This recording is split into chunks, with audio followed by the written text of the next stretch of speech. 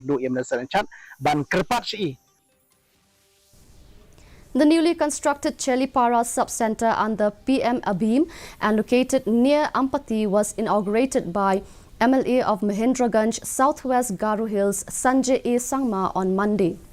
The sub-center is one of the two such centers to be inaugurated in the district under the Prime Minister Ayushman Bharat Health Infrastructure Mission scheme.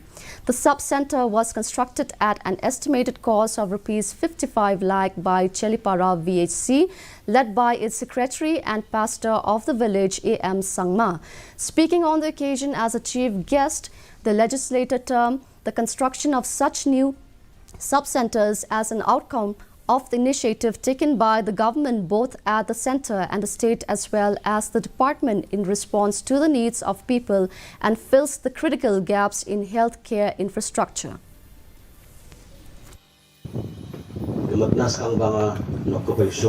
Chelipara sungna anchini DC nama area daw ginig pa daw yanona sub center ko ba inaugurate kana mana hachol ko yagamal kan no company skania sel Chelipara sungna mijaw haita ino sobong ani nokupau mandani ulakiani hadian patiani yang abebira